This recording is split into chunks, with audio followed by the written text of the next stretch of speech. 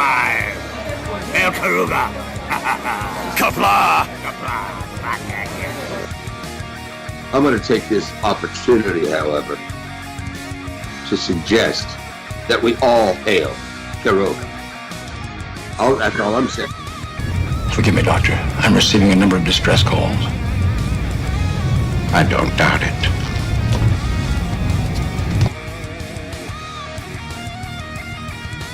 Y'all remember to tip your waitresses. Have a mighty fine night. If you come in peace, surrender or be destroyed. If you're here to make war, we surrender. Both good. The important thing is I'm meeting new people. When the appointed hour arrives, the Marauders will deactivate their cloaking devices and begin transporting Klingon shock troops directly to the landing zone. Landing zone? Where? Tell me. Why not? Your feeble weapons will be useless against us.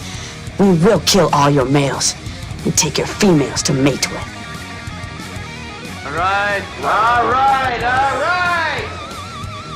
the Federation's taking over, whether you like it or not. You people, you've been running this planet like a piecework factory. From now on, it's going to be under one roof. You're going to run it like a business. And that means you're going to make a profit. Look at these 3 words written larger than the rest, with a special pride never written before or since. Tall words, proudly saying, "We the people."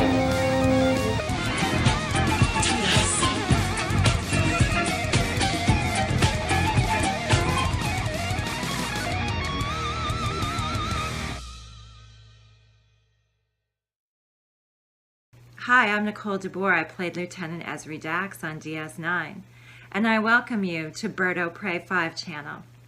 Hail Karoga.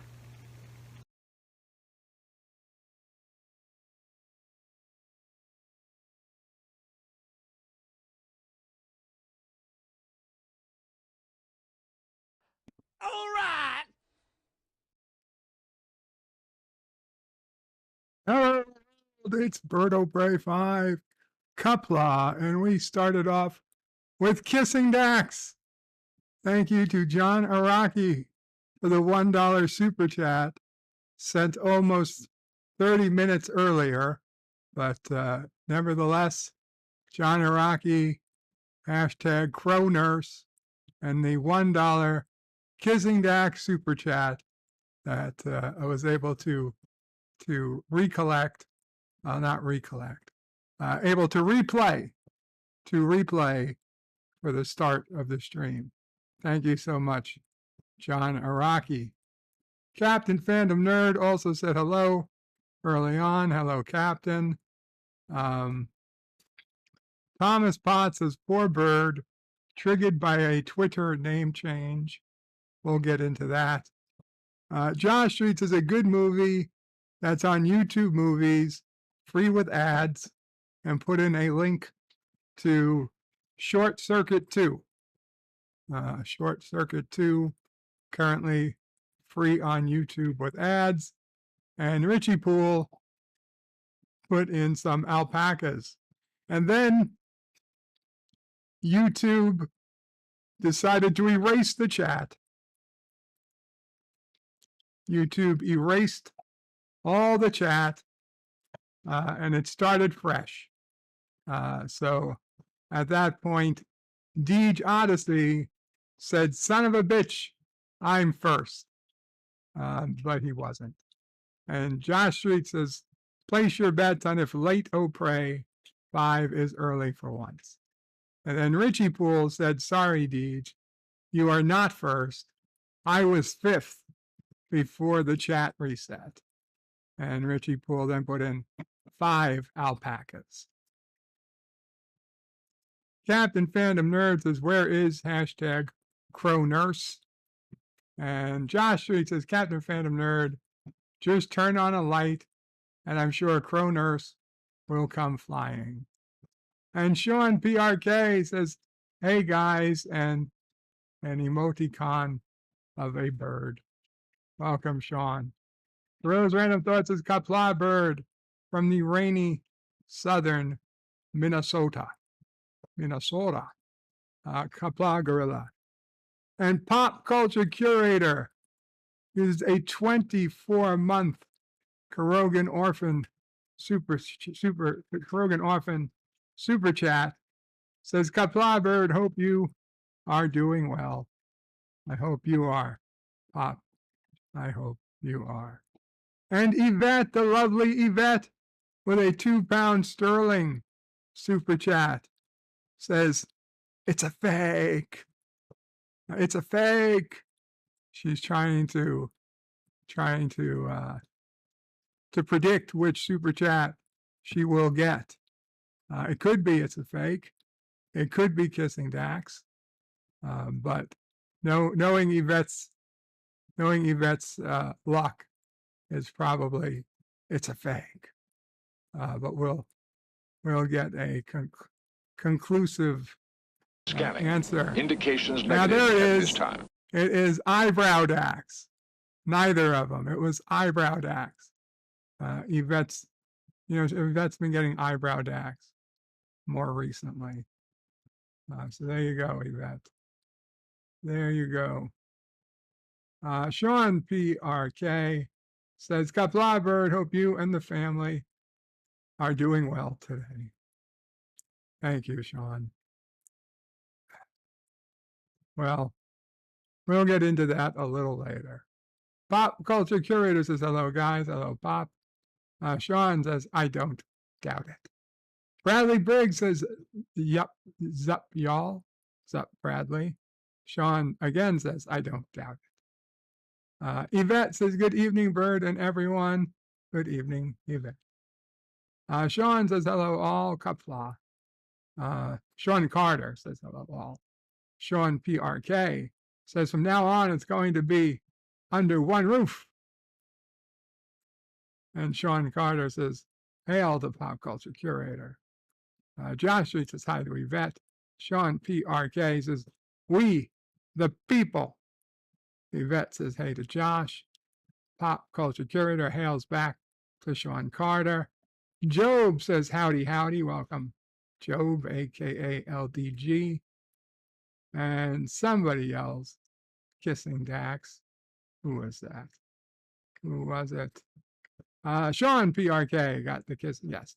Yells, Kissing Dax. Deej Odyssey says, hashtag Crow Nurse. Well, I don't think Crow Nurse is here. He was just on Orville Nation's stream. We were all there.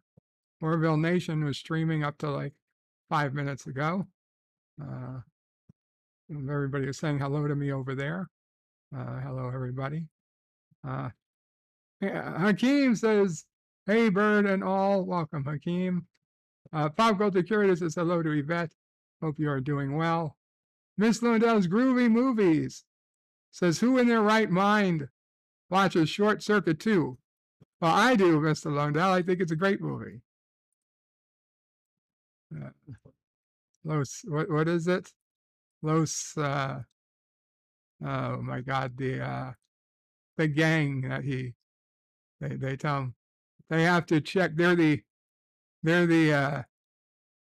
have to check everybody's car radios. So they need his help to open all the locked cars and give them all the radios so they can inspect them. And then he joins the gang. Los something. I forget the title, the name of the gang. They kick you into outer space. Yeah. It's Short Circuit 2 is a beautiful movie. Deej Odyssey says, I'm first. It's what it says now that counts. You have a point. Sean Carter puts in a monkey to Gorilla's Random Thoughts and live long and prosper. The Random Menace says, greetings from the future. I hope all is well in the house of prey. I hope all is well in the house of the future. Although any day now, any day we're waiting for the news that the house got a little bit more crowded because hashtag More cats and or babies for Joseph.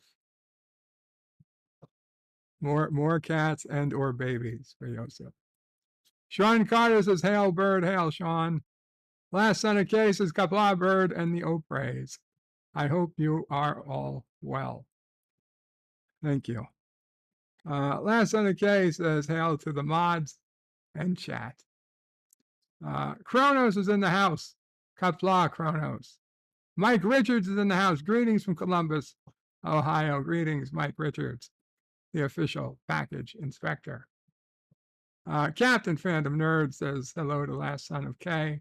Matt G is waving, or snail. I don't know what that is. I can't tell.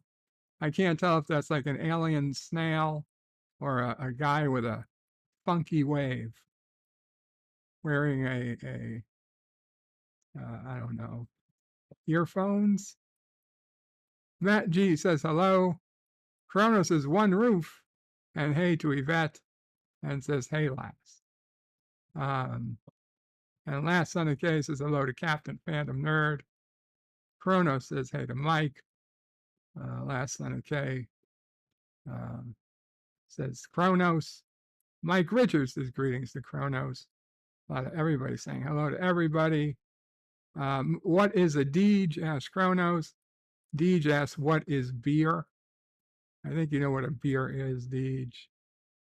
Last on the case is Yvette. Good evening to dear lady. Captain Phantom Nerd says hey to Kronos. Kronos says hey to beer. And hey to Fandon. Fandon again? Last on the K is saying Deej, who says back to last son. Life with Matthew is in the house. Oh my God, Life with Matthew. It's been a long time. Says Kapla Bird and chat Kapla Life with Matthew. Kronos says, why do I need to see Animaniacs now? Well, I mean, if you've ever seen Animaniacs, then you know it's good to watch. I don't know about watching it now. Gorilla's Random Thought says, at least the tornado sirens go off today, unlike last night, 15 minutes after the storm passed. Oof. Kronos says cats with babies. Well, cats and babies can get along. I hope. Kronos says hey to Gorilla. Captain Phantom Nerd says hello to Matt G. Kronos says bird of prey. Is there a mom prey, tail o prey? What, Mom? Maybe Kronos. That's better than I thought she was going to say. Kronos says hey to Akeem, who says hey to Kronos. Gorilla says hey to Life with Matthew. Says hey to Kronos. And hello to Life with Matthew from Captain Phantom Nerd. And Kronos says he is Pinky as opposed to the brain. Kronos says that's another show. That's true. Professor Brainy Specs says Kapla vertebrae, Kapla Professor. Gorilla's Random Thoughts says didn't go off. Kronos says hey to Jeff. Professor says boo to Life with Matthew. Boo. And Professor Brainy Specs says hey to Kronos. Kronos says Mama Bray better not break his heart. Well, that's up to you, Kronos. Captain Phantom Nerd says hello to Professor Brainy Specs. And Deej is saying Life with Matthew skipped toward night again yesterday, he sees. Why are you skipping so many horde nights, Life with Matthew? Anyway, so the title of the stream is Where is the Outrage? And welcome, Basco Scenario. Where's the outrage?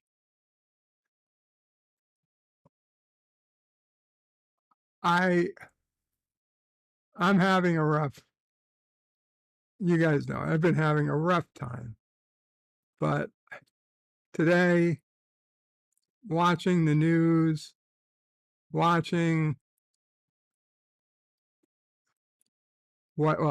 just what I see on social media, and for me, that's Twitter, even though it's not called Twitter anymore, it's called X.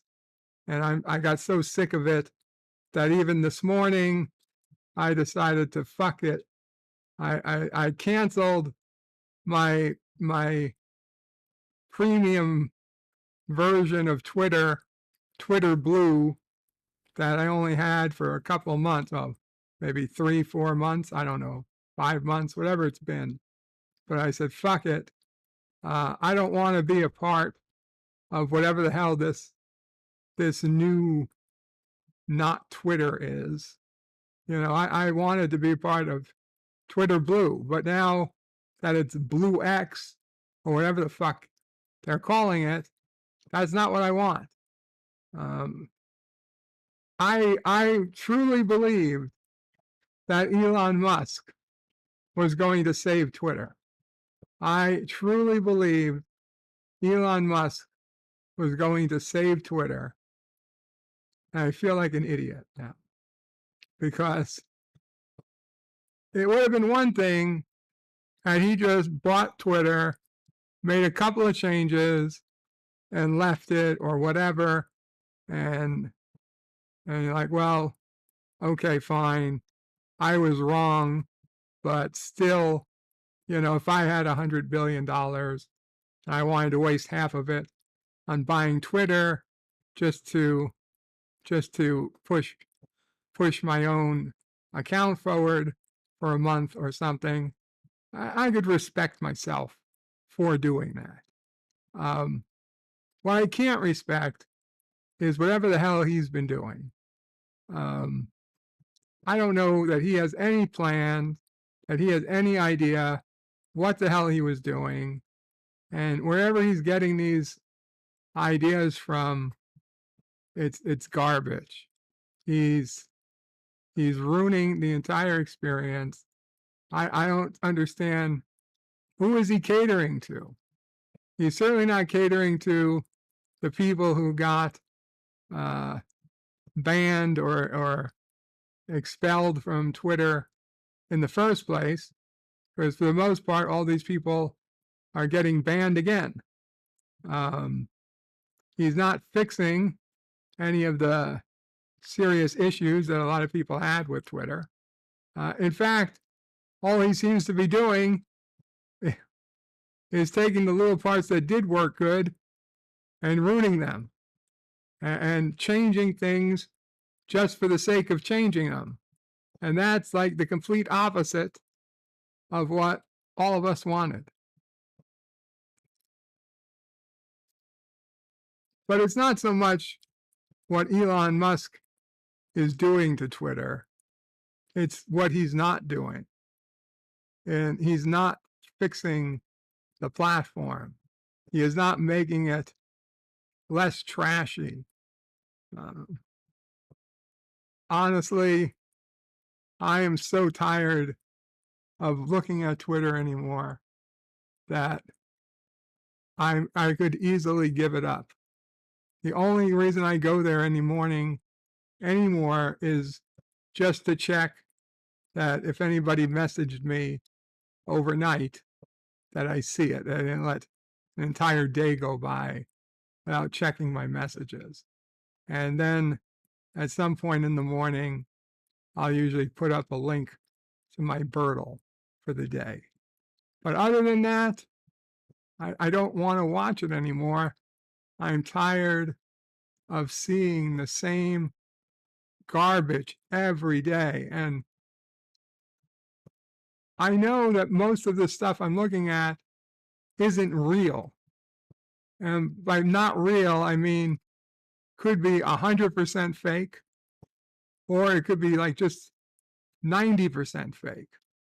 Meaning, you know, I know what's true, but I know that they've decided to make it 99% fake and just let that one little bead of truth sit there. But it's the anger over it. It's all bullshit. It's all bullshit. Ruins everything.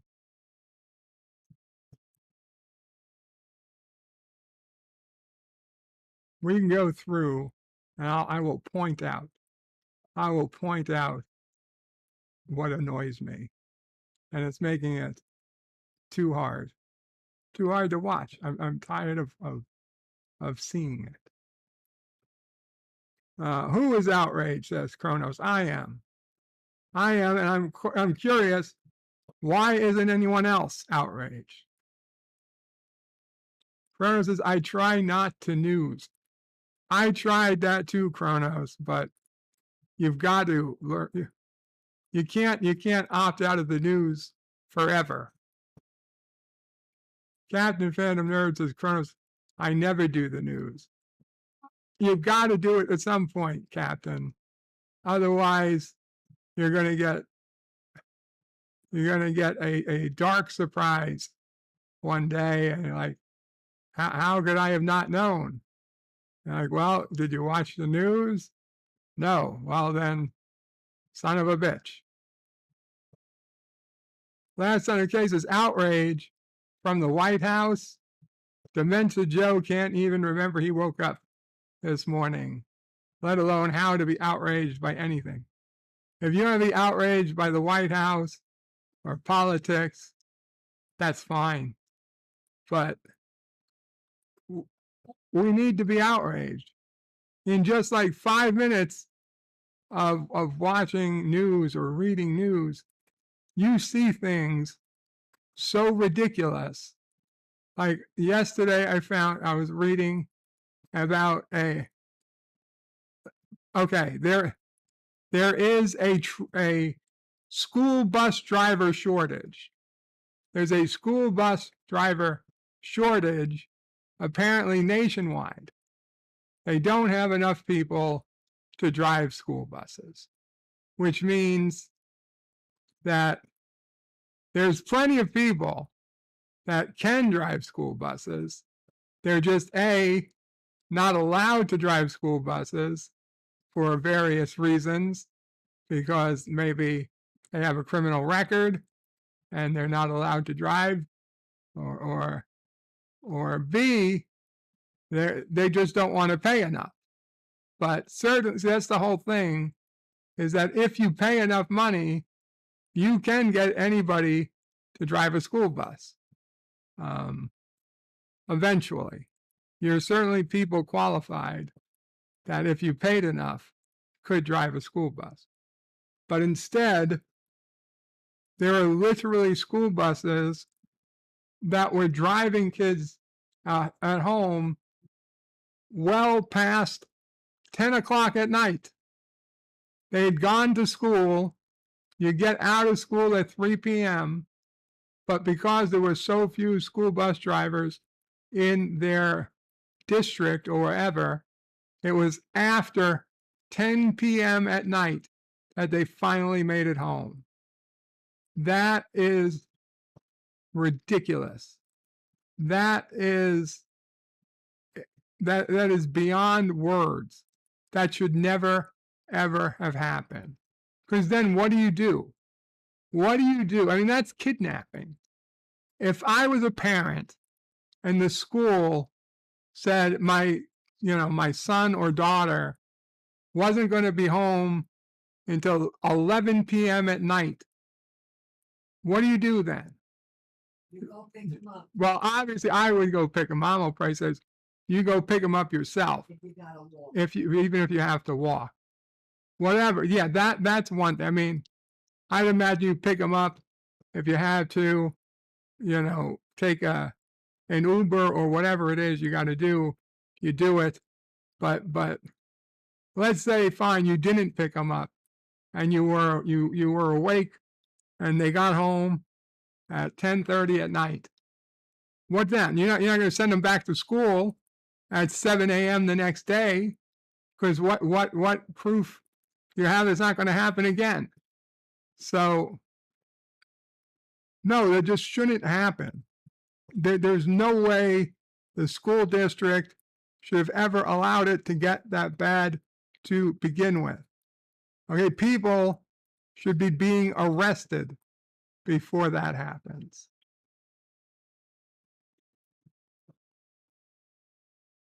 And it's only going to get worse. This is the type of thing that's only going to get worse. And there are people out there yelling, oh, we need to get the old people out of the job market because for some reason they've decided that anyone over a certain age they don't have enough. They shouldn't be allowed to contribute. And I'm thinking, no. Yes, Mom. Okay. What episode? Was it Deep Space Nine or? The episode of that's TNG. The episode where Laxwana Troy fell in love with the guy, but he was going back to his planet to kill himself because to die. Well, yeah, the planet. Anybody over 65, 60, right? Anybody over 60 was expected to kill themselves. Yes, because it would be cruel it would be cruel to let people get too old. So they decided that at 60 years old, you go and your family comes with you and you have this beautiful ceremony and they kill you.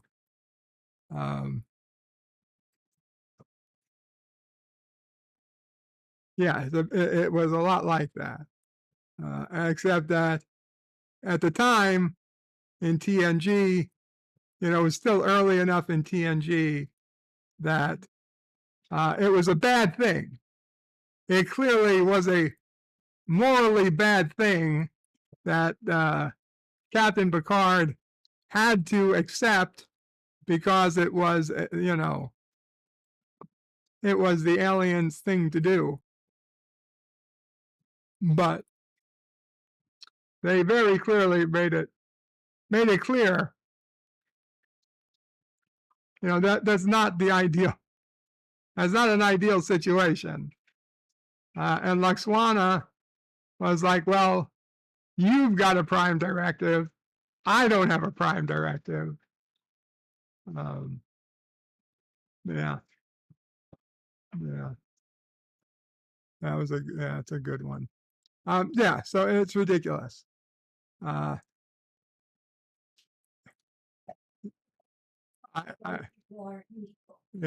Old people aren't useful. I'm sorry. I would trust the older person over the younger person 99 out of 100 times. 99 out of 100 times. Now, don't get me wrong. If you have an idiot old person, then sure. But more times than not, I would take the wisdom of somebody older than the fact that a young person can, I don't know, use TikTok more quickly. Or a young person knows how to type out text messages quicker. I don't really see how that's a useful a useful life lesson.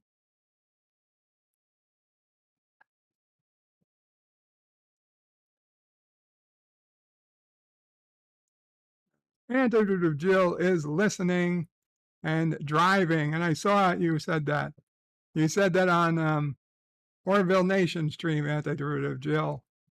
You said it once, and I would be reading it again here, and yes, here I am reading it again. Chrono says, pluck it. Bradley Briggs says, I never got into Twitter. and I'm glad I didn't. Indeed. Be glad. Be glad. Deed should shuck it. Kronos says, hey to Spartacus, and don't drive angry. Good advice. Job says, back to hoping for Prometheus.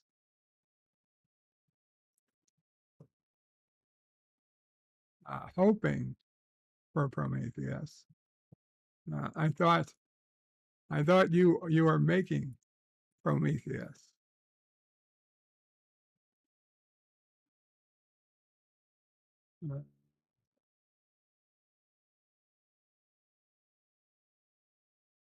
Let's see, the chat jumped.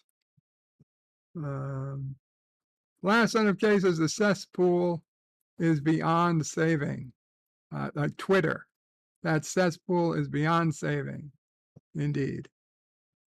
The Chronos says, did you see the leader of Twitter now? X, whatever, I saw. Andrew Jill says, PJ is still wrongly blocked on Twitter. There's no more Twitter, Jill. He's wrongly blocked on X. Crow says, I like rant o' praise. John Araki says, Los Locos, that's what it is. Los Locos cook your balls into outer space. Los Locos. Yeah, Los Locos. It sounds like a Taco Bell menu item.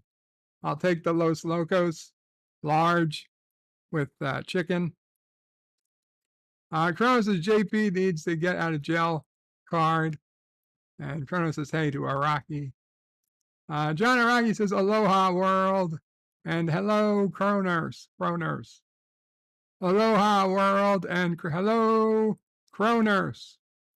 Bradley Briggs says, the motto tells folks, the moto news folks follow is why they tell the truth when the lie is easier to believe. The motto news folks follow is why tell the truth when the lie is easier to believe.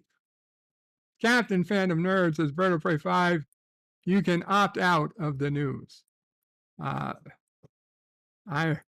have not had good experience opting out of the news, Captain. Kronos says, tis a good rant. Yitzy Lemons says, I'm mad as hell, and I'm not going to take it anymore. Absolutely, it's I would just, if I could go to my window, I would go to my window. I would open the window, but then I would close it because it's too hot out. I'd wait till the middle of the night when it was nice and cold. Then I'd open the window again, and I'd yell, I'm mad as hell, and I'm not going to take it anymore. And then somebody would yell at me to stop yelling. I'd say, hey, fuck you, buddy. And then they'd shoot me. And I would be like, well, mission accomplished. Now I'm not mad anymore. Kronos says, Haiti, it's DJ hashtag Kronos the bus driver. Kronos is the bus driver. Kronos says, I'm Otto.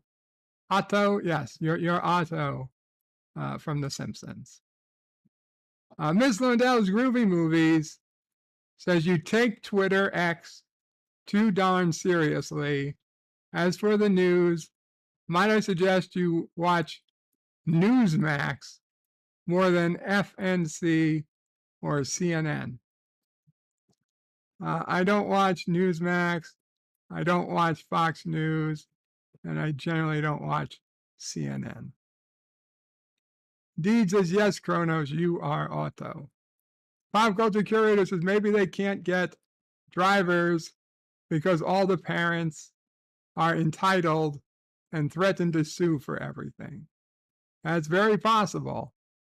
But whatever the case, you can't not have bus drivers. Kronos says, and Blotto. Hey, Pop, and hey to Miss Londell. Last on the case is I didn't ride a school bus until high school. Me neither. Says kids close enough to their school need to start walking to school again. I also didn't take a school bus till high school. But Mom O'Prey would drive us to school. So In high school, it was a private right, in high school, it was a private school bus. So it wasn't like a city school. I was never on a city school bus, except the rare times that we would go on a class trip. And then they would have they'd have a school bus take us to the trip. But on a daily, day-to-day basis, I never was on a city bus.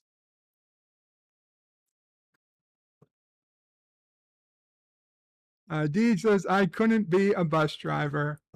If kids got out of line, I'd want to slap them upside the head. Deej, Dad O'Prey was very upset because Dad O'Prey had the idea to do the busing. There were a lot of us students going to a particular high school in a particular area of Brooklyn, going to a high school that was a few miles away, further than, we could get there easily. And so Dad O'Prey had the idea and would have been able to have the hardware, and Dad O'Prey had the license, he could have done that. But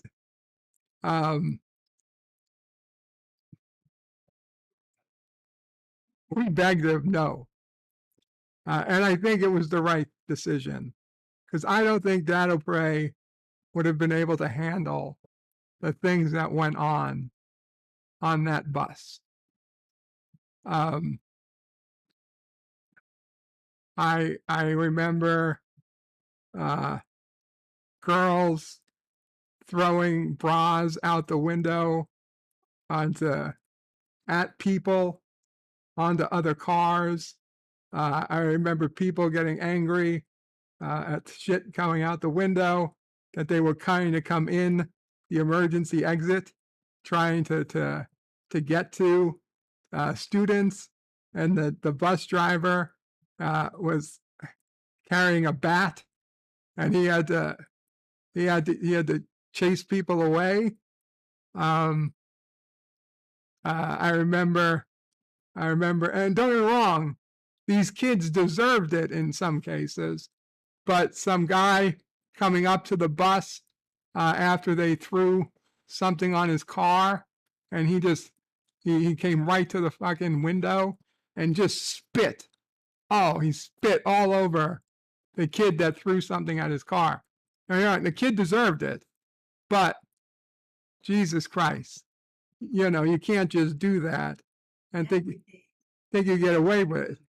Nowadays, yeah, you'd really be worried about guns, but it was, Dad O'Prey would not have been understood. It was not. It was fun as hell to watch, but it was not his thing. I don't think he had the slightest idea what was really going on that bus.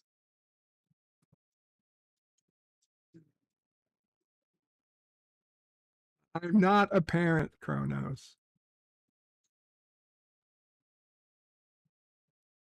Miss Lindell says the school bus driver thing comes down to money. Everyone wants to make $20 an hour, regardless of whether they have the skill set. Well, here's the thing, Mr. Lindell. I don't care if they want to make $20 an hour or not. If you can't get enough school bus drivers and you're only paying $20 an hour, then you need to pay more. That's the way it works. You can't say, well, a school bus driver is only entitled to $20 an hour. And then, well, you don't have enough school bus drivers, so kids don't get home till 10 o'clock at night. No, that's, you might think they're only entitled to $20 an hour. I might think they're only entitled to $20 an hour. But if you don't have enough school bus drivers that kids are coming home at 10 o'clock at night, well, then we're wrong. And we have to increase the amount of money we pay. So maybe it's $30 an hour. Maybe it's $40 an hour. Maybe it's $80 an hour.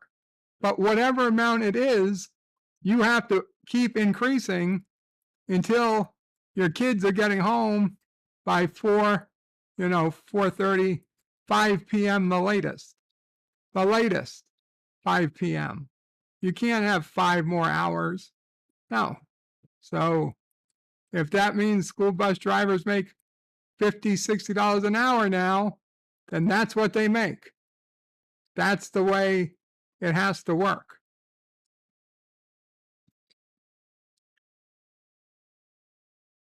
And to tell you, it's not just school bus drivers. It's we're having that problem with nurses and home health aides. Like, oh, well, we can't get a nurse or a home health aide for the amount of money that, well, but the only amount of money they'll give is, they've decided, well, it's a $20 an hour, $25 an hour. Well, fine. How many nurses do you have? None. Well, there's nobody coming in for that. Well, how long will it be? Who knows? It could be 6 months. Well, then don't you think you need to pay more? Well, no, because bureaucratic red tape says, well, this is how much we can pay. So there's nothing has been written in for the fact that you're not able to pay enough to attract the number of nurses you need. So if you're somebody and you need a nurse, well, you're fucked. You're fucked. Because they're only going to pay X amount of dollars. And even though, that X amount of dollars, that's the same X amount of dollars as you can get working at McDonald's. Now, I can tell you, okay, it might be nicer to work in somebody's house for, 8 hours a day when you're only actually working, 2 or 3 hours out of those 8 hours. But if you can make the same amount working at McDonald's, as annoying as it is working at McDonald's, not having to do certain things that you need to do as a health aide or as a nurse, nurses make more than health aides, and more than McDonald's. But the point is, as prices, as rates go up for all jobs, it's just not as, it's not keeping up. It's not keeping up across all fields. Deej says he'll do an order 66 on unruly kids or send them to the mines. Pop Culture Curious says, I am, thanks. Just had a doctor's appointment. Radiation, Kronos. Glad you're doing okay. And Deej says, hashtag Mamo Pray rant. Kronos says, Pop Culture Curator, the R word sounds not great to me. Andrew Jill says, oh my God, half a life. Half a life. Pop says, I agree to Kronos. Not much choice. Last on the case is the $20 an hour thing has gotten crazy. People want that much for their first job as a cashier at McDonald's.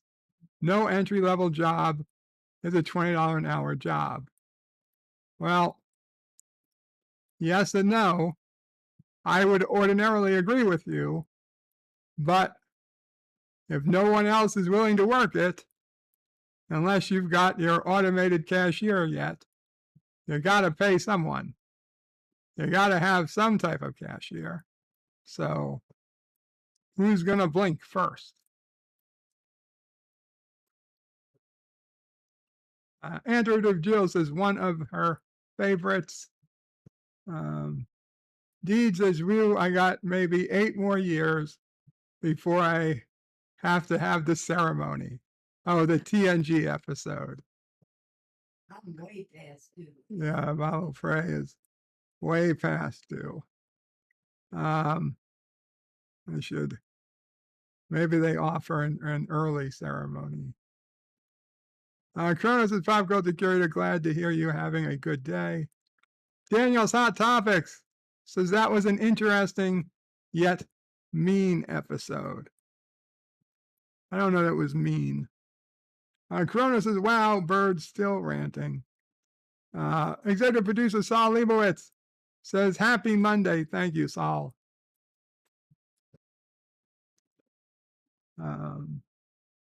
Anthony Jill says, what, 60? It's nothing. Yeah. Kronos says, my mother's mother was 101. Very cool. God bless her. 60 is just a baby. Captain Fandom Nerd says hello to Daniel.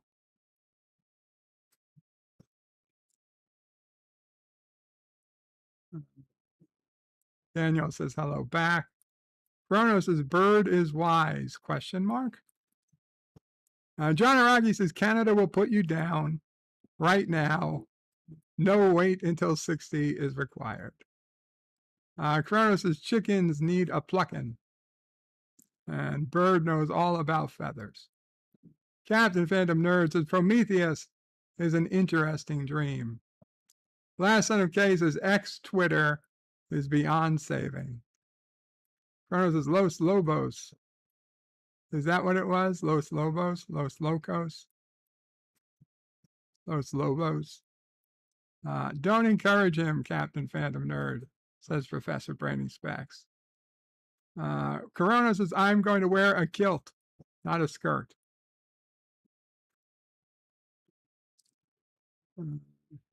Captain Phantom Nerd says to Professor Branding Specs, interesting.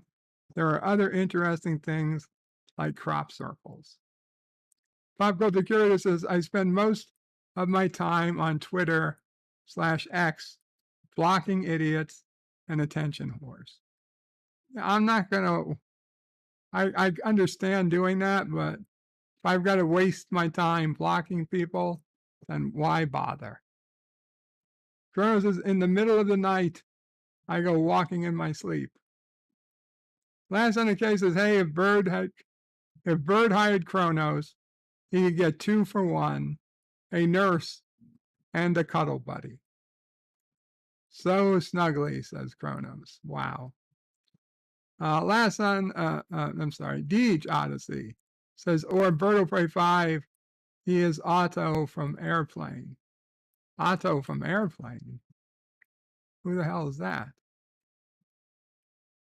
Kronos says, Otto got some. Deej says, you could too. Kronos says, from Airplane. This is true. I don't know. I don't remember Otto from Airplane. Last on the case says, Otto, the autopilot. Oh, the autopilot that needed blowing up by the flight attendant. That's who Otto was. Okay. Kronos says, yeah. And Kronos says, Otto had a smile. And last on the case says, yeah, hell yeah, Otto got some. Kronos says, Dado Prey had the arcade, right? Yes. Arcade machines. Kronos says, Bros hitting me. That's only if you were outside the bus. Deed says, Sisso Prey. No, Sisso Prey wasn't on the bus. Sizzle wasn't on the bus for 2 years. It was, actually, she was on, she was 1 year. She ended up 1 year behind me. So, no, that particular time, this was before Sissel Prey. She was, I started high school 2 years before her, but I ended high school 1 year before her. She did high school in 3 years, but in the last year I was driving, so she didn't need the bus. Bradley Briggs says, yeah, driving the bus and the pay isn't the issue. It's what comes with it. Deej is watching a certain towel video. Last on the case is Chrono sheep can't have hybrid babies. Chrono says, can sheeples and lemmings run off the same cliff? And Deej is only in opposite directions. Chrono says, wow, this is an amazing constant rant. Oh, pray. 47 Yorktown says, just, hello, young sir. Lobster. What? Just back from the first day of lobster season. Wow, okay, very cool, 47. Very cool. Deej is saying hashtag Crow Nurse. Yit says, everyone should work multiple jobs for pennies, own nothing, be happy, working for the state and the elite. Last on the case is funny thought, a little lamb strolling up to Deej and going, da-da.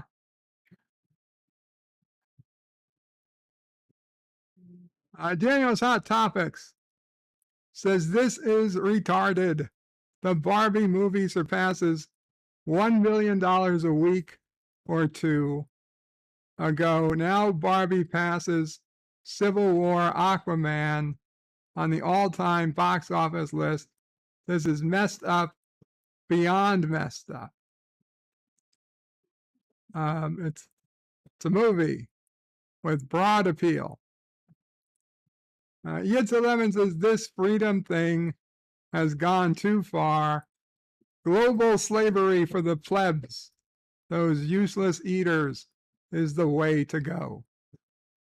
You might be onto something. Yitza.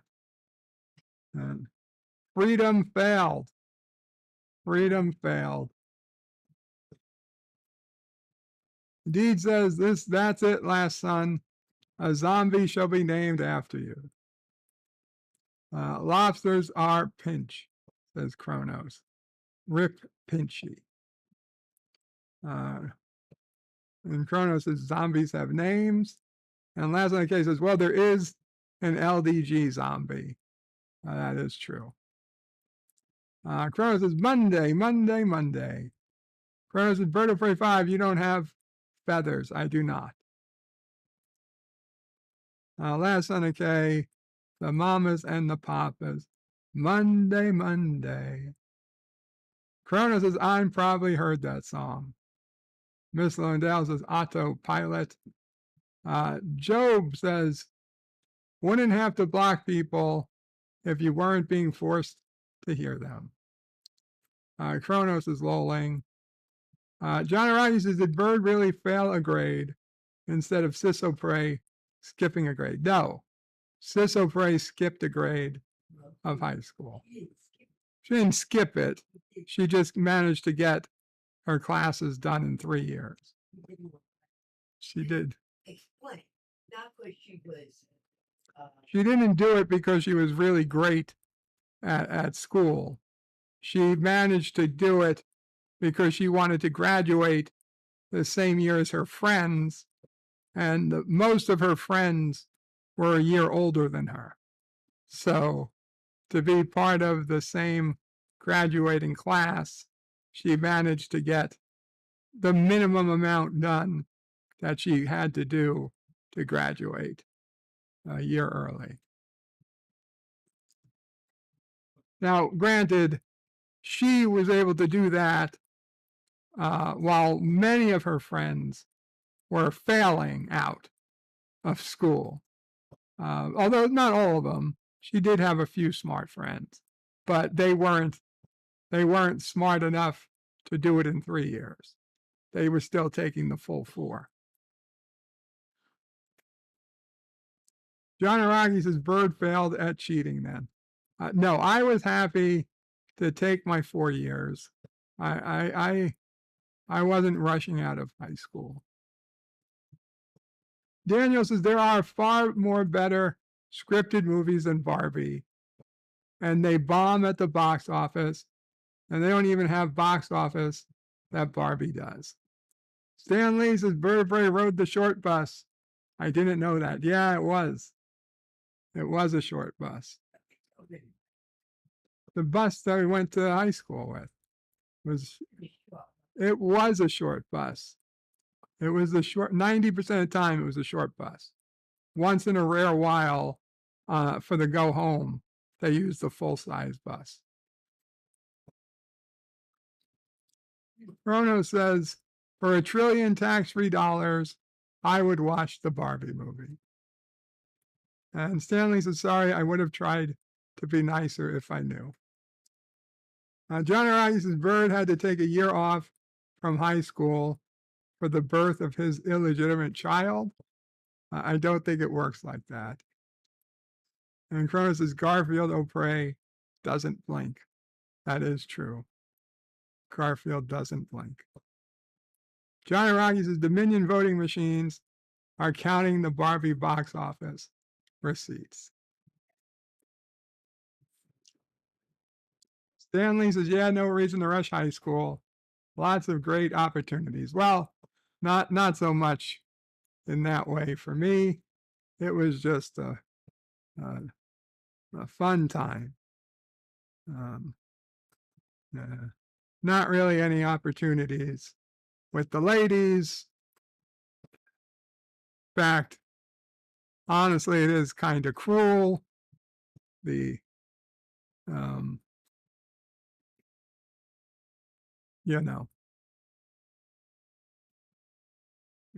looking back, thinking back to having so many kids with their hormones going through the roof, it's cruel.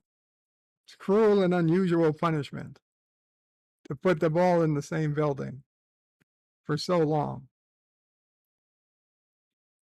Anyway.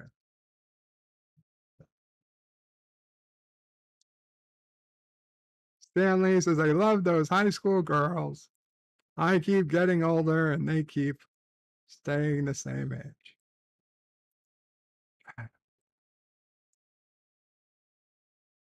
Last on the case is my dad went to high school when they did the credit system, like I did, 20 credits needed to graduate.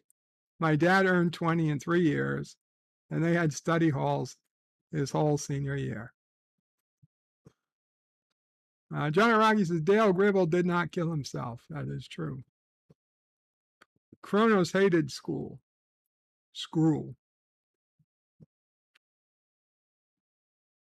Deej says, I'm a 5th grade graduate, brain surgeon, and rocket scientist, and I eat my cereal from a mixing bowl. Stanley says, yeah, I honestly wouldn't want to relive high school. I spent a lot of time hiding from people. Kronos didn't want to be the goose. Gorilla says, Kronos, with inflation, that might be able to arrange that soon.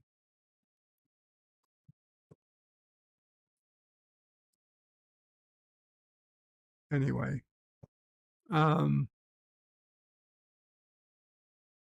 Let us let us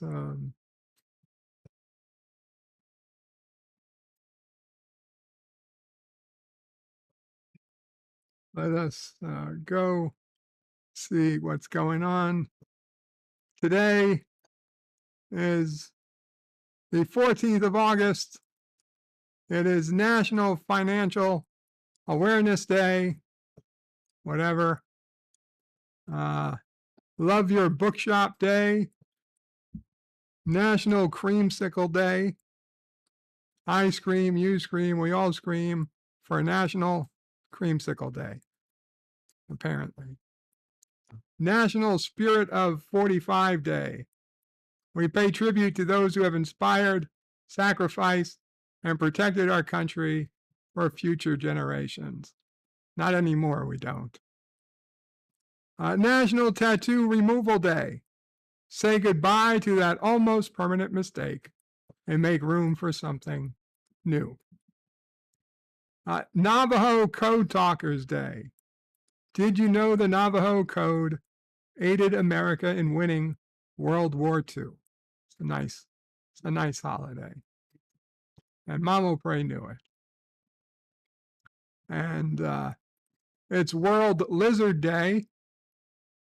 Make a lizard and lie in the sun while you learn more about them. And finally, it is U.S. Victory Day. Observe the holiday as a reminder of the end of the war and an opportunity to pay homage to veterans. U.S. Victory Day, August 14th, 2023. U.S. Victory Day is a state holiday observed annually on the second Monday in August in Rhode Island. And this year it falls on August 14th. The day commemorates the conclusion of World War II when an official announcement of Japan's unconditional surrender to the Allies was made public. Rhode Island is the only state that observes the holiday, and there have been debates concerning this holiday, with many attempts to change the holiday's name, but it remains U.S. Victory Day and is observed probably because the holiday was never meant to be anything other than a commemorating of the end of the war. U.S. Victory Day. It was observed in the state of Rhode Island August 14th, 1948. Since 1966, the day has been observed on the second Monday in August, and it's said that Rhode Island and Arkansas were the only two states that observed the holiday. In 1975, Arkansas stopped observing U.S. Victory Day, changing its day to World War II Memorial Day. Although there have been debates concerning this holiday, it remains observed in Rhode Island.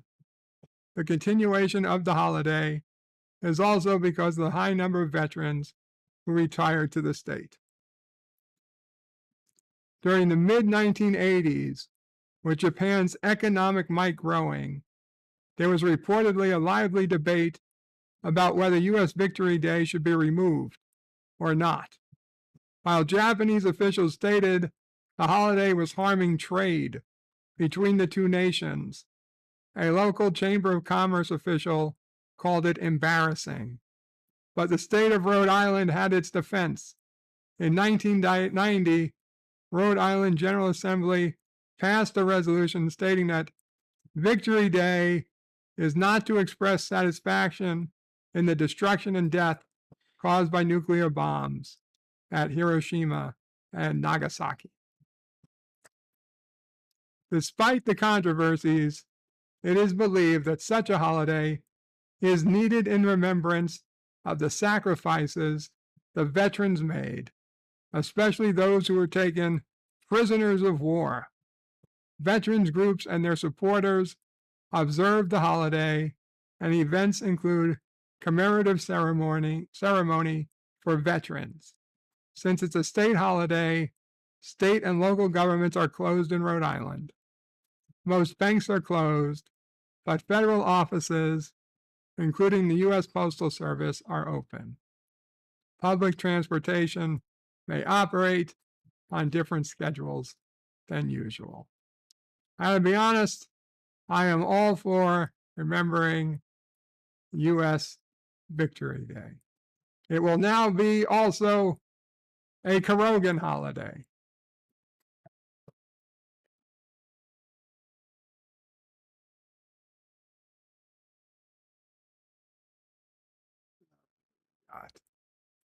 Admiral Teague is in the chat. Kapla, Admiral Teague.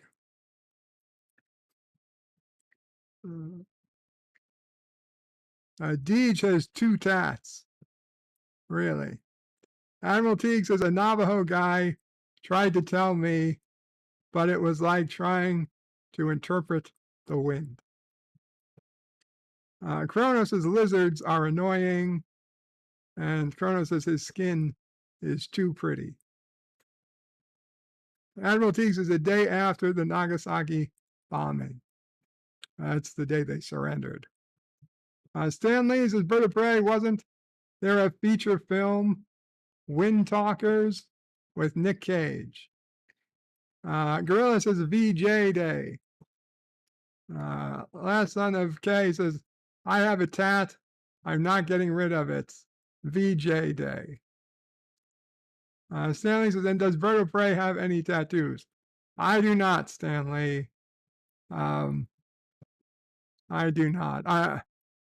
I'm never a person who, I was never a tattoo person. Frankly, I really can't imagine having a tattoo. If I had to get one, it would be something Klingon, obviously. But yeah, I'm not a fan of the tattoos. Daniel says, I never heard of any of these holidays before. Corona says, remember the 5th of November. Admiral Teague says, US 1, US Victory Day would never have happened if not for an Imperial sneak attack on 12/7/1941. Well, certainly made it easier. It certainly made it easier. And 54.5 Access Radio says, Happy U.S. Victory Day to those who celebrate. That is a very nice thing coming from 54.5 Access Radio. Admiral Teague says, we have a Memorial Day too. Let's celebrate victory. Exactly. Exactly. We celebrate victory.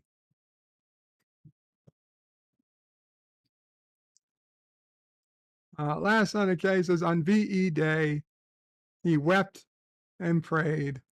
On VJ Day, he wept and prayed again. Mr. Londell's Groovy Movies says they started the war and we ended it. Stanley says, what, Mama Frey? This is the last war we ever won. Mama Frey says the last war we ever won. Well, I mean, we kind of did pretty good in the first Gulf War. Stanley says 2 U.S. Marines in World War II are assigned to protect Navajo Marines who use their native language as an unbreakable radio cipher. Yes, Caroga has holidays. Admiral Teague says perhaps it is fate that today is the 14th of August. Well, that's why we were reading it. Stanley says it's just like one day a year. They just rotate the significance each year. Admiral Teague says what it says we had to drop 2. Yeah. Yeah. For anybody who doesn't think we needed to drop any, remember that they were not ready to surrender after just 1.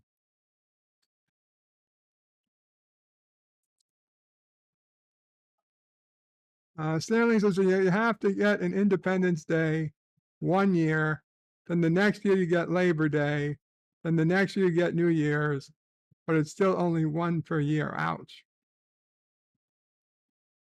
Admiral Teagues, as I have been heard you have a cloaked bird of prey tattoo. Yes, that is true. It is a cloaked bird of prey across my back and chest.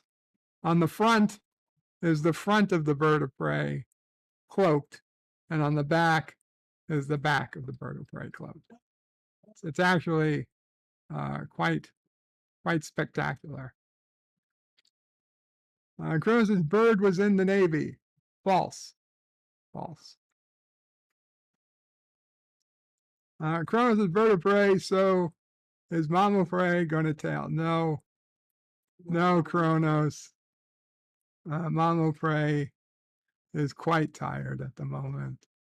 She's sorry. She's already yawning.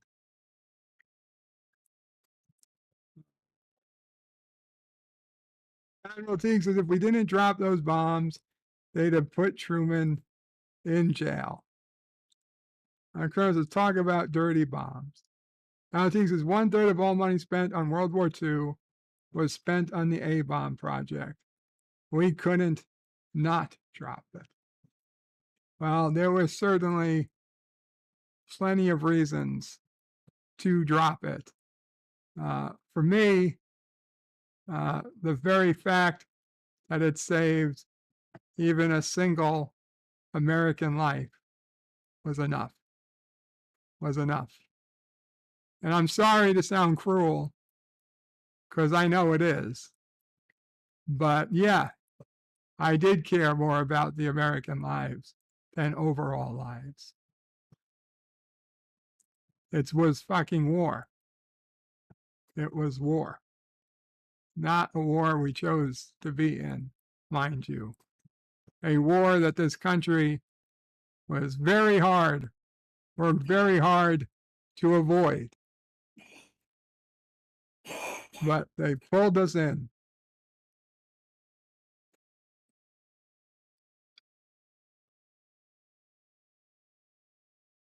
There were, you know, before we were, like in all honesty, the firebombing of the cities was probably producing more damage in the long run than the nukes. And, you know, we would drop leaflets about, hey, we're going to bomb this city. You might want to get out of here. But of course, you know, they're not going to do it.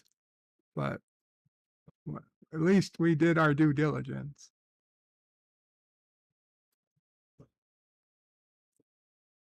Bird is cruel. Look at the orphan miner.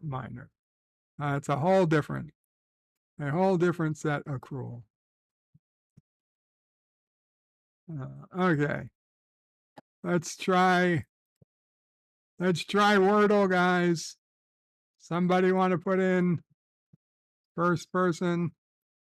Put in a 5-letter word. Wordle word that's not penis.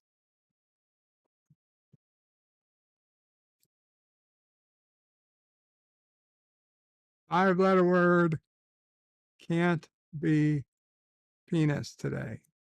Just in the mood that says that's probably a bad word to try today. Cruel is cruel. Cruel is a 5-letter word there, Kronos. So you know what? Cruel. Let's try it. And not a fucking single letter. Motherfucker. Admiral Teague puts in reacts. Unfortunately, at least 2 of those letters are the same as cruel. Yitz Lemons puts in nukes. NUK. No, 2 of those letters are the same. Sorry.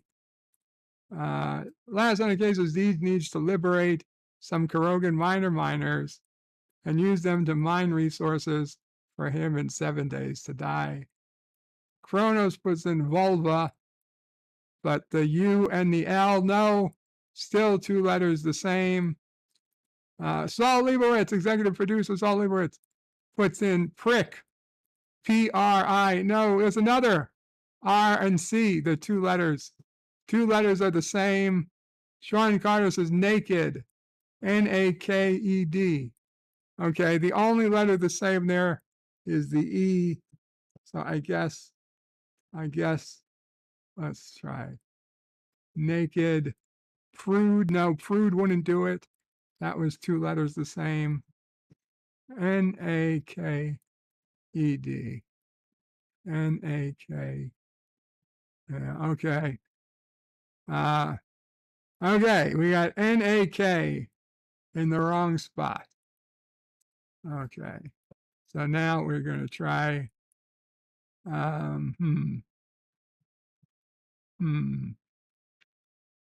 that's, wow.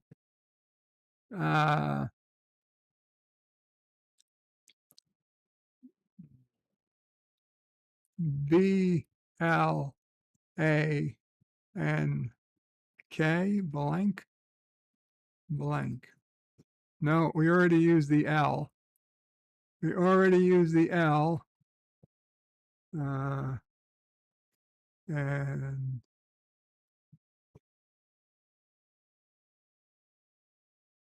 let's see.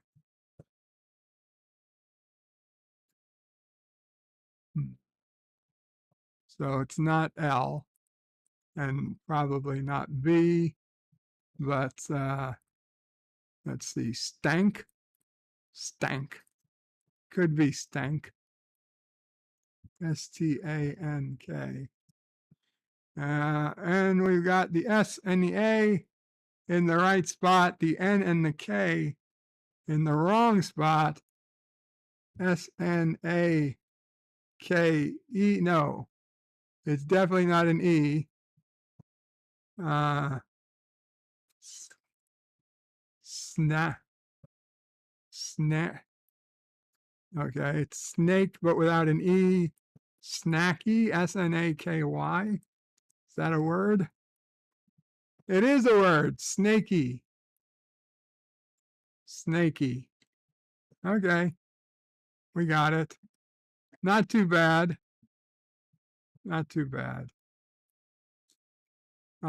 Stanley says that's cruel. Sean Carter put in labia.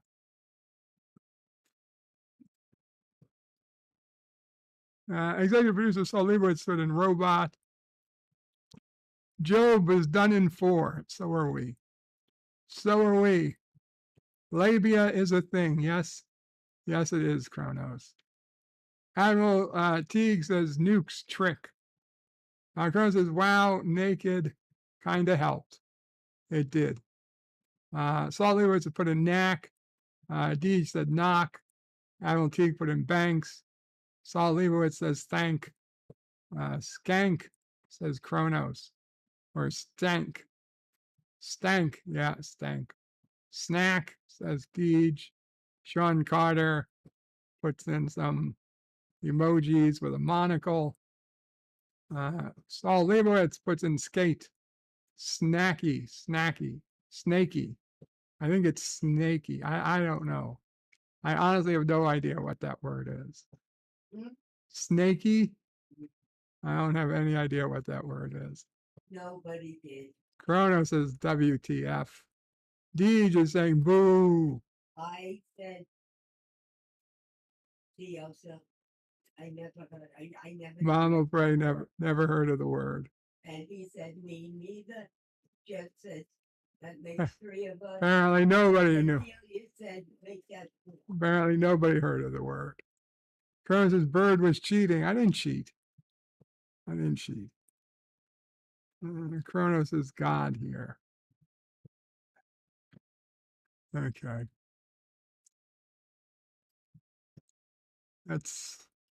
Oh boy. Let's go to the Deer Bops.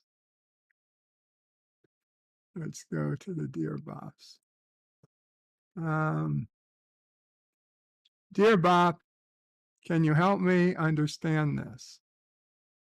BBC News. Scientists at Fermilab close in on the fifth force of nature. Scientists near Chicago say they may be getting closer to discovering the existence of a new force of nature. They have found more evidence that subatomic particles called muons are not behaving the way predicted by the current theory of subatomic physics. Scientists believe that an unknown force could be acting on the muons. More data will be needed to confirm these results, but if they are verified, it could mark the beginning of a revolution in physics. All of the forces we have experienced every day can be reduced to just four categories: gravity, electromagnetism, the strong force, and the weak force. These are the four fundamental forces govern how all the objects and particles in the universe interact with each other. The findings have been made at the U.S. Particle Accelerator Facility called Fermilab. They build on results announced in 2021, in which the Fermilab team first suggested the possibility of a fifth force of nature. Since then, the research team has gathered more data, reduced the uncertainty of their measurements by a factor of 2. We're really probing new territory. We're determining the measurement at better precision than we've ever seen before. The experiment with the catchy name G-2, the researchers accelerate subatomic particles called muons around a 15-meter diameter ring where they are circulated about 1,000 times at nearly the speed of light. The researchers found they might be behaving in a way that can't be explained by current theory, which is called the Standard Model, because of the influence of a new force of nature. Although the evidence is strong, the Fermilab team has yet to get conclusive proof. They hope to have it by now, but uncertainties in what the Standard Model says the amount of wobbling muons should be has increased because of developments in theoretical physics. In essence, the goalposts have been moved. So, what was the question?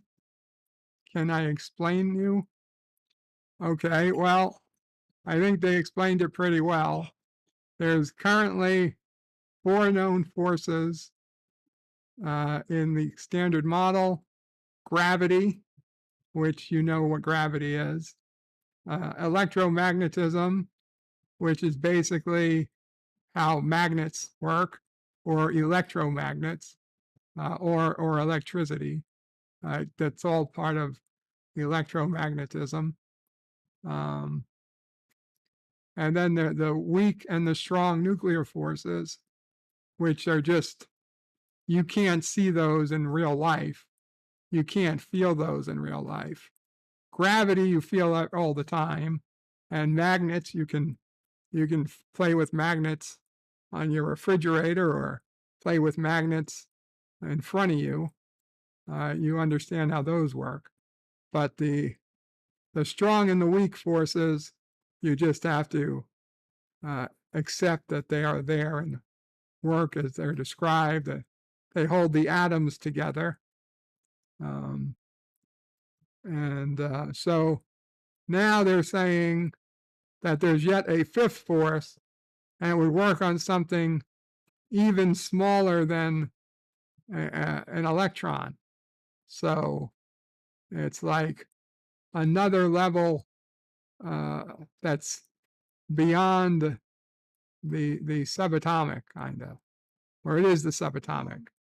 Beyond electrons, there's yet another force, which I guess, it makes as much sense as anything else. It just, I really don't think it's going to change much. Sure, why wouldn't there be a force for something even smaller than electrons? I don't think we're going to be getting fusion anytime soon. Dear Bob, am I in the twilight zone? I think it was yesterday. Biden was asked, do you have any comment about the Hawaii wildfires? Biden said no comment. Are you kidding me? I think Biden would have a whole lot to say. You got Mr. Trump being indicted for a bunch of nonsense. Trump is an innocent man, the 2020 fellow Trump supporter. You know, Trump could have prevented a lot of this stuff. And while I do think that 95% of what Trump is being accused of is bullshit, I think there's probably a little bit that's deserved. And frankly, for my pity, I have much more pity for the innocent people who are currently in jail, who could have been freed had Trump issued a blanket pardon before he left office. And he chose not to. And now, a lot of innocent people who do not have the resources that Mr. Trump had have to deal with what came from that. He should have pardoned himself and everybody else for anything having to do with any of this, not because they did something illegal, but because it would have been bad for the country to be split over these things. But he didn't, and now we all have to pay. So I'm not worried about Trump. I'm worried about the little people. And a picture from Gary Ketzer, aka Rock Solid, of his doggy, I guess. Do you like toe beans? It's a picture of his dog's paw. And he says, how about snoozles? Oh, now that's a cute picture. That is a cute picture. And he says, belly scratches. Aw. Aw, little cute doggy. Dear Bob, what's red, white, round, small, and whispers? Horseradish. Horseradish? A horse radish. Because it's whispering because it's hoarse. What's red, white, round, small, and whispers? I don't get the white, but okay. A horseradish. Dear Bob, are the Gorn related to the xenomorph? Because looking at the Gorn and comparing it to aliens, it sure looks like Gorn is now a xenomorph. Yes, it's pretty clear they took a lot of liberties from Alien or Aliens, whatever. LDG at hashtag Free the Net with a 20-month Karogan Orphan Super Chat says it's Karogan Force. It's what drives the orphans. And LDG gifted a membership to Deej. Deej has got the gifted membership by LDG. Thank you so much, LDG.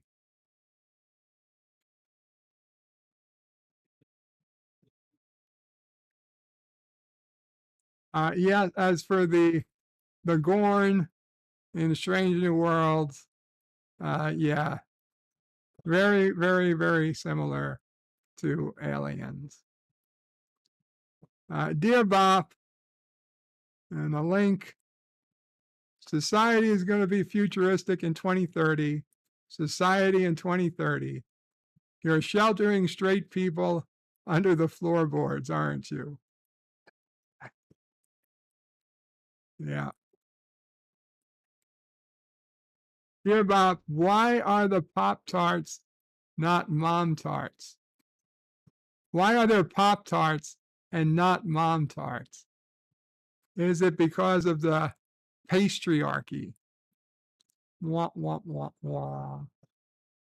Yes, the patriarchy. That's what it must be. Deej was gifted, says Kronos. Apparently. LDG says, dang it, Deej. Kronos is lolling. Last son of cases, Deej is gifted, all right. And Deej goes, wah ha ha. Wah ha ha ha. LDG says, Deej is gifted, lol. And Kronos peed a little. Deej's AI helped me make sure he got it.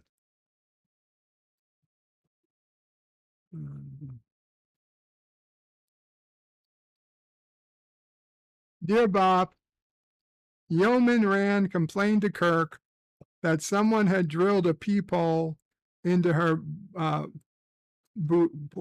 boudoir. Kirk promised her he would look into it.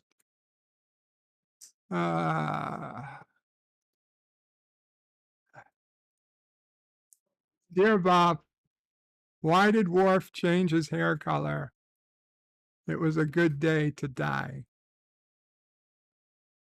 Okay. Okay. Dear Bob, link to Reddit. Have you discovered anything about this alien race yet? Spock says, all I know is they are not vegan. And Kirk says, how do you know that? And Spock says, because it's been 5 minutes and they haven't told us they are. Okay. I get it. Because vegans always tell the people that they're vegan. And another one. Kirk had help against the Gorn. Wile E. Coyote, super genius. Yes, to build a gun. 75% potassium nitrate, 15% charcoal, 10% sulfur. A simplified equation for the burning of black powder.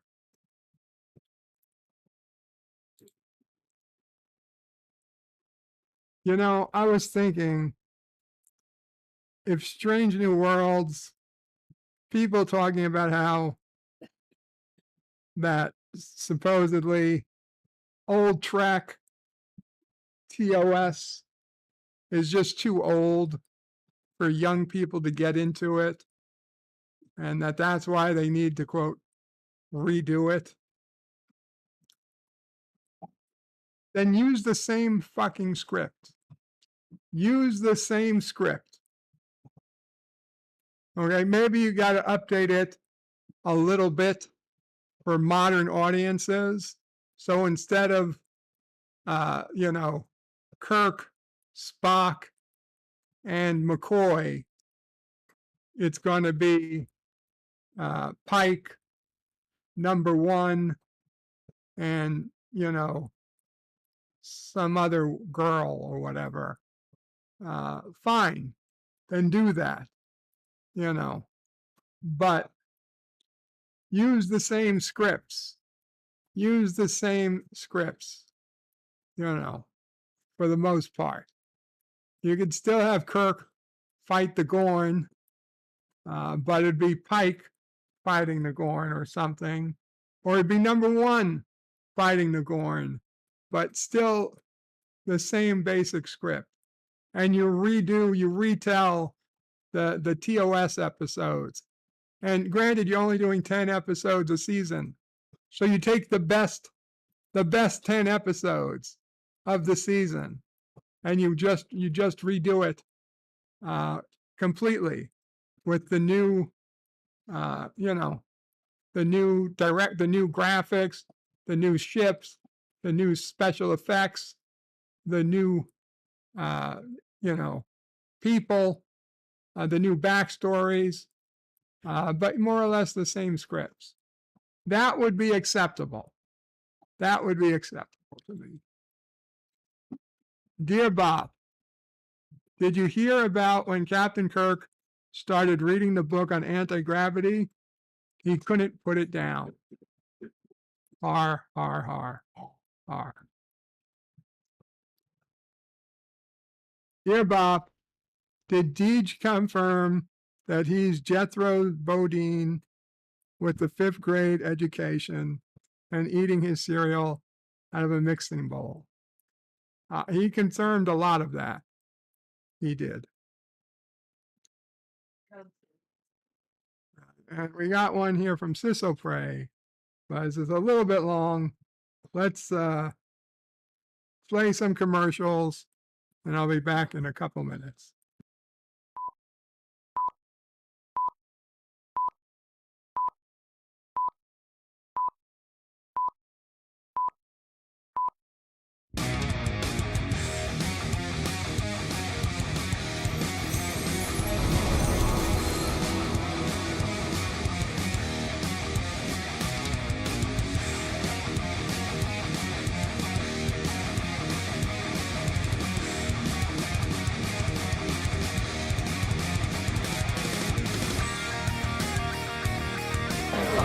Bird of Prey 5. El Caruga.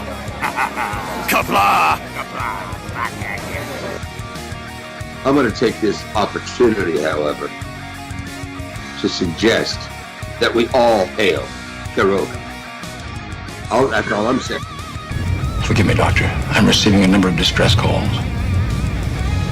I don't doubt it.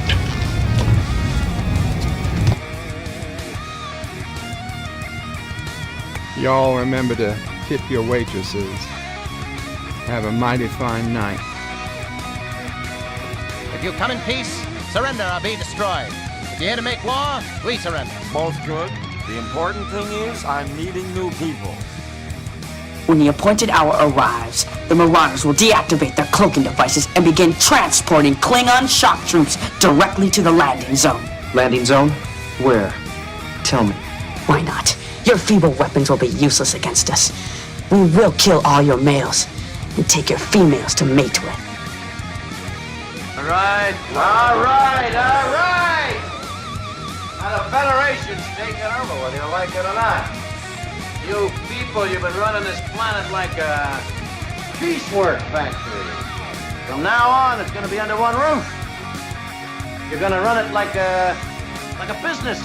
And that means you're going to make a profit. Look at these 3 words written larger than the rest, with a special pride never written before or since. Tall words, proudly saying, "We the people."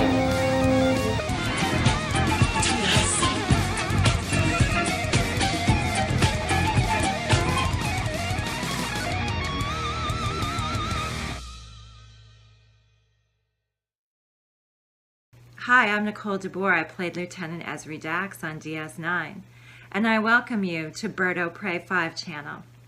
Hail Caruga. This is drugs. This is your brain on drugs. Any questions?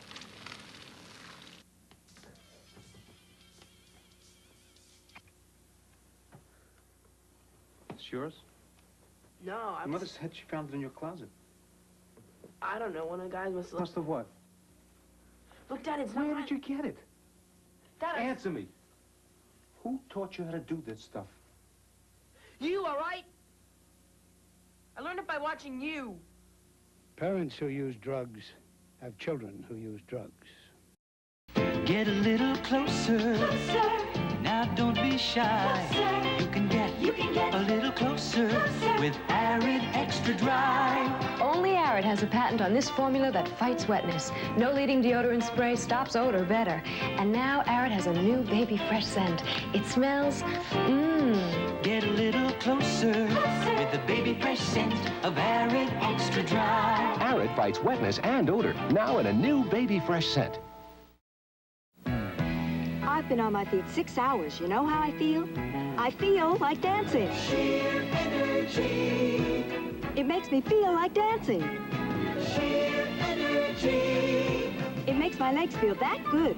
Sheer Energy pantyhose look terrific. And they stimulate, refresh, and massage my legs. So I really feel like dancing. Try Sheer Energy, because nothing beats a great pair of legs. Okay, so, sorry about that. I instead of putting on the commercials, I seem to have inadvertently put on the countdown again, and then I had to put the commercials on. So we are back to Dear Bob.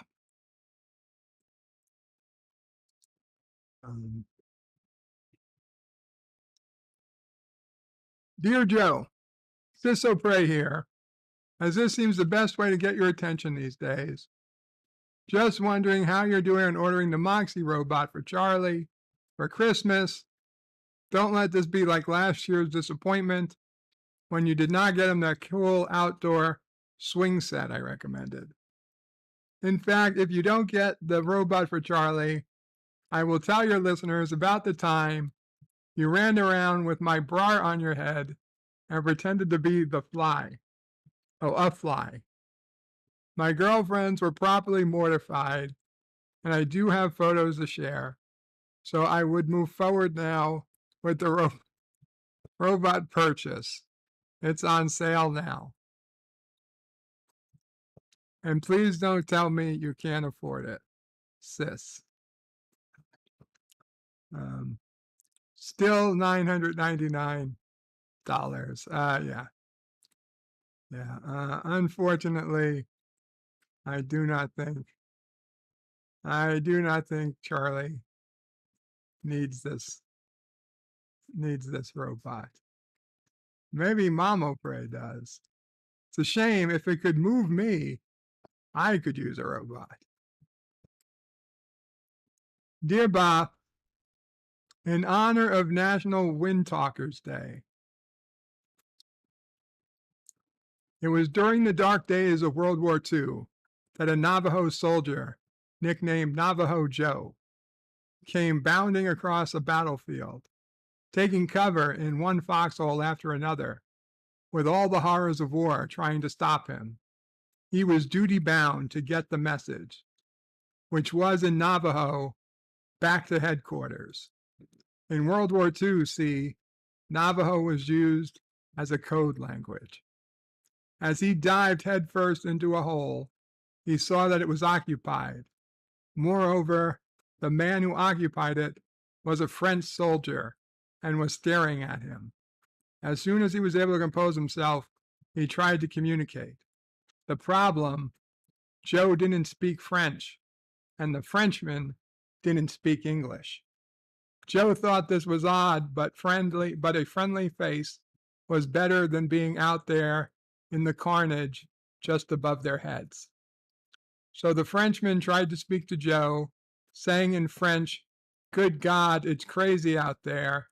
You sure got the right idea holding up in here." But Joe didn't say anything. In return, he just kept staring at the Frenchman. The Frenchman recognized that Joe was an Indian, and he tried to communicate with hand signals. The Frenchman cupped his hand, making like a parachute, and slowly bringing it downward, saying, "Paratroops, airborne, skydiver." But Joe didn't react, not so much a twitch. But this Frenchman was determined, but now to communicate with Joe. So he tried again. Taking 2 fingers, he walked them up and down from opposite forearm, saying, "Infantry, are you the infantry?" but still nothing.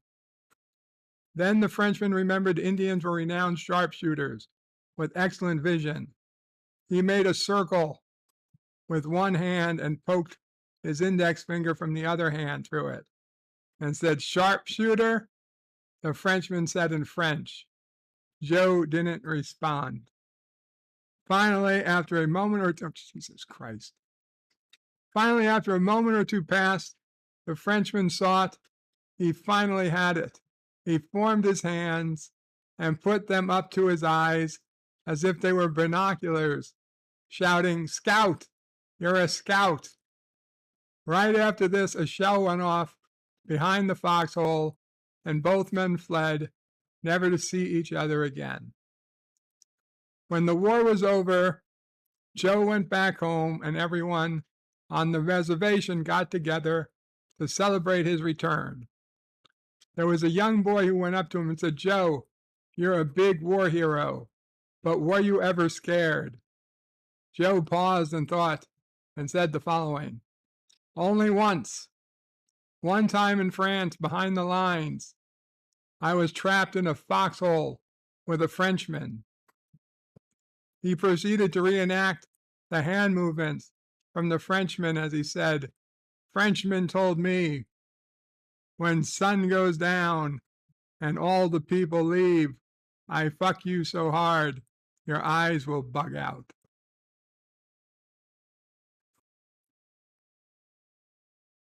What? Oh my God. That was terrible. I feel stupid for having read it. Thanks. Dear Bob, did you know Will Wheaton wrote, directed, and produced the TNG episode Future Imperfect? I did not.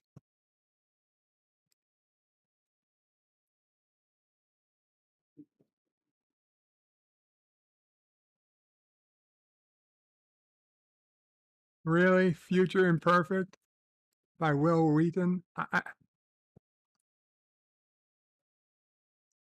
gotta double check that. Future Imperfect. Wiki.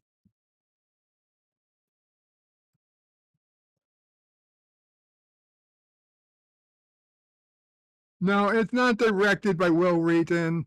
It's not written by Will Wheaton. No. All lies. All lies. Dear Bob,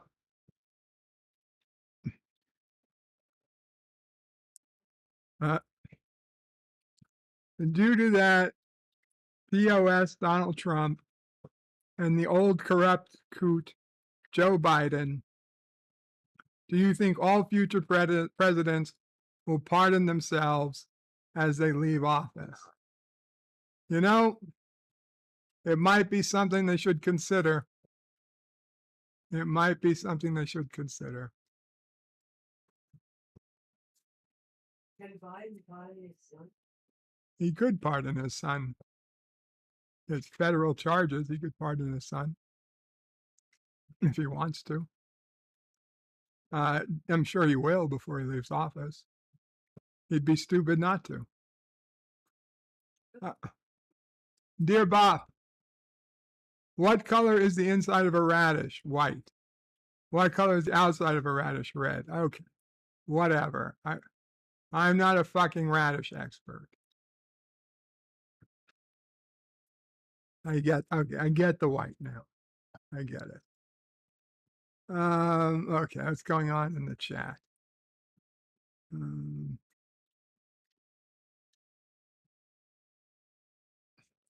Yes, Admiral Teague. Well, he would have been exceptionally young for any of that to be true.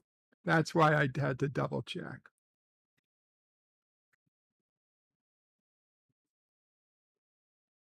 Gorilla, Will Wheaton did not do any of those things. He certainly didn't direct. He would have been way too young to direct. And he didn't write it either. Will Wheaton didn't have anything to do on TNG other than act. And he didn't do all that much of that.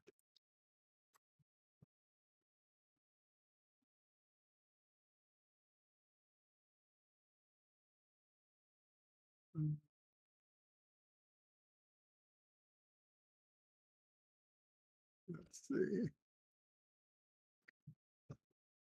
Boudoir is that? Sorry, that's what I mispronounced. Kronos says Mirror-Gorn are a thing in Enterprise. Admiral Teague says lies from the pit of hell. TOS forever. So Gorilla says that's a Strange New Worlds. Then, yeah. Last night cases modern woke audiences want to ship Kirk and Spock.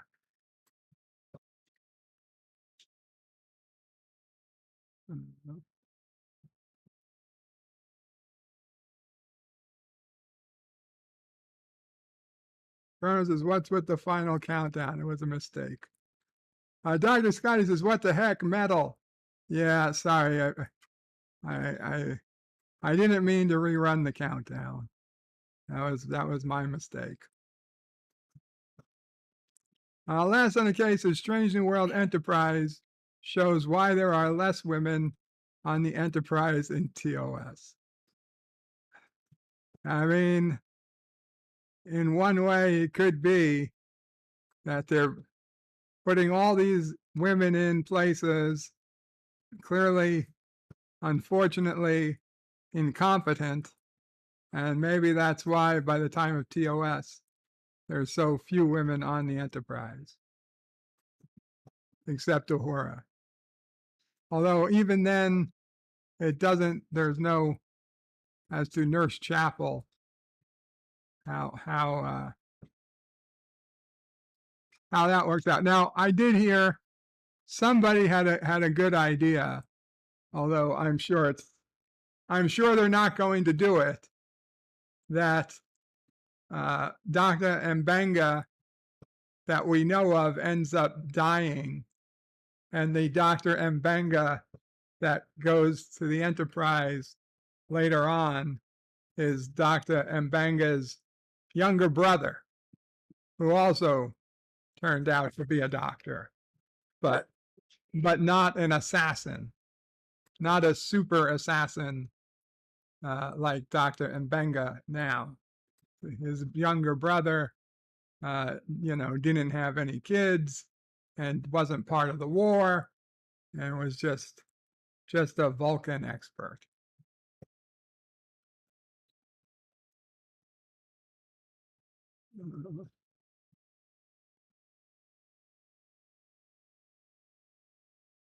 Anyway.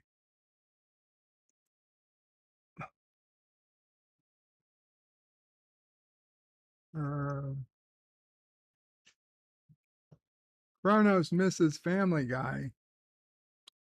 It's still on, isn't it? I mean, I don't know about new episodes for the season, but I believe it's still a series. It should be back soon.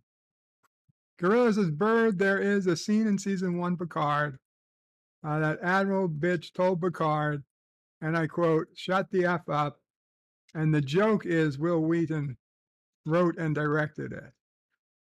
Well, the joke might be that, but it's still not true.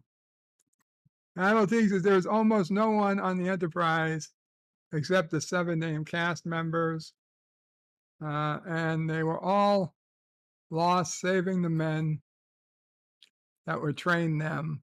That's how Una trained Kirk and Pelia trained Scott.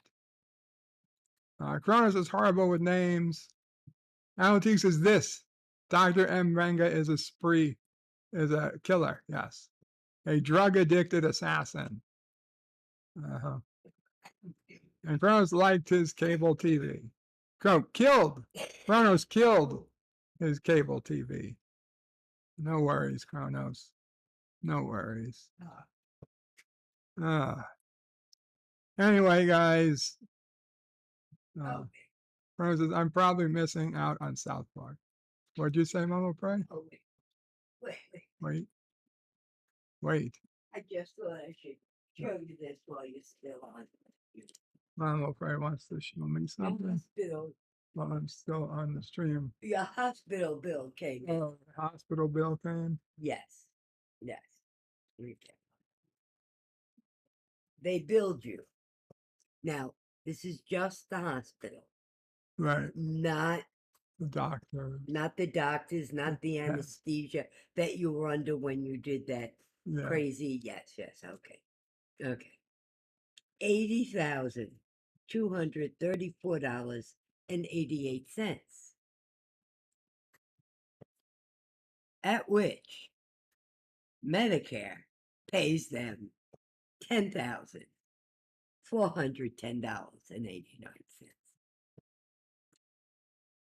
And then your supplement pays almost $2,000. So if you did not have insurance, they bill you $80,000. But in reality, they got $12,000. Interesting. Yes. And that's the way the U.S.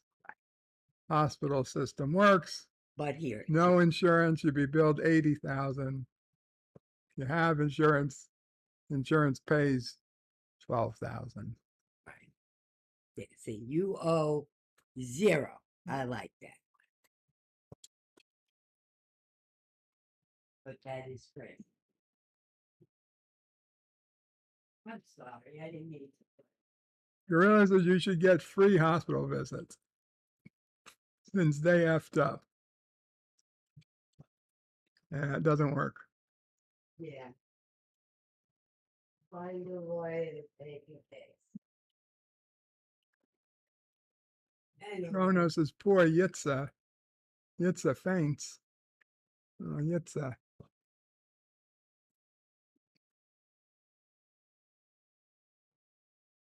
Kronos got the vapors. Yitza, why are you fainting?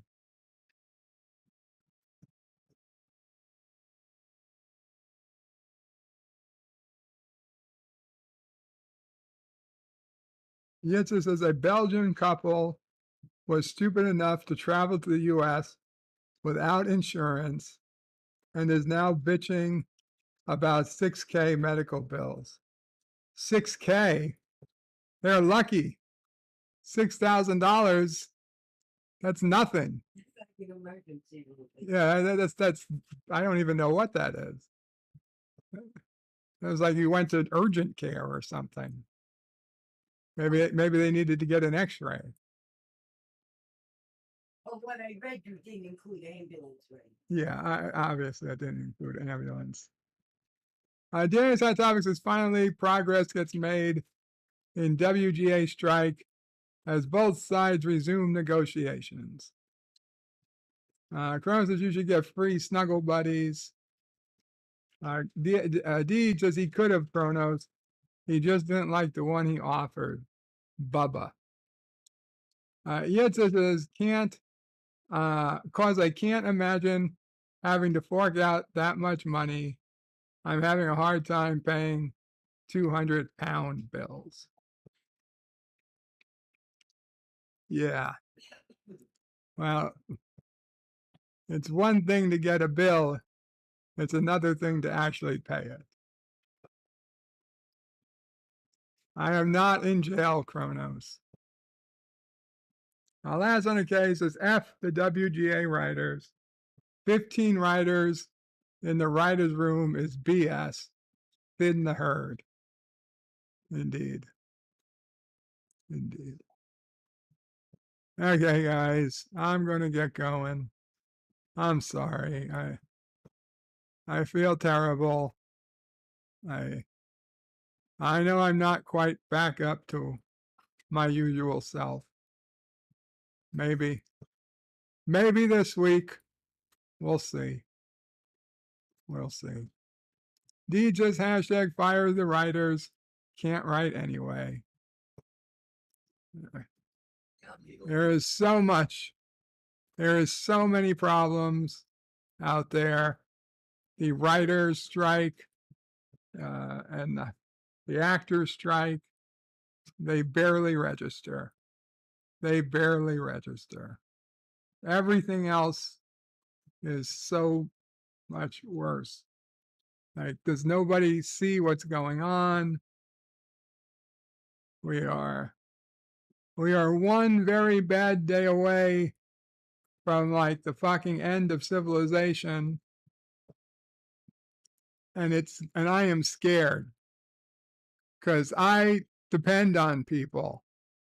I mean, I depend on UPS. I depend on medications. I depend on healthcare. I depend on doctors. It's scary. This is my personal hell. This is my personal hell. I never wanted to be dependent on anybody for anything. And now I'm dependent on everybody for everything. And every day we're getting closer to a system that the world, it's just going to break down. The world is going to break down. And if I could have walked, I would have been buying guns and, making a bug out bag. And I would have some place to go for when the shit hits the fan, because it's coming. And I would take care of the people I could, but that would be me. In my current condition, there's no way, there's no chance. My only hope is that I get taken out quickly and not have to suffer, because it's things are going to get bad. Things are getting bad. They're going to get worse before they get better.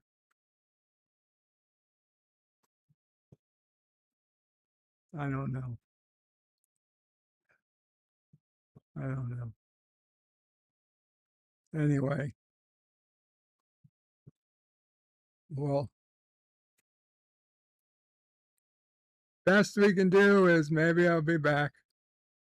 Be back Friday. I don't know. We'll see. No promises. Can't make promises anymore. That's the difference. I don't make promises that I can't keep. And we're at a DEF CON where I refuse to even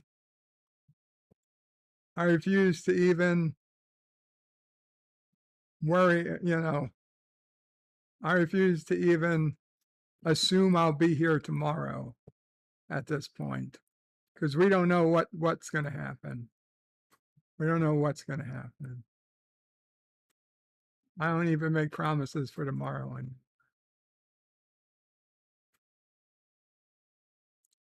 thank you, guys. Kapla all. Bird out.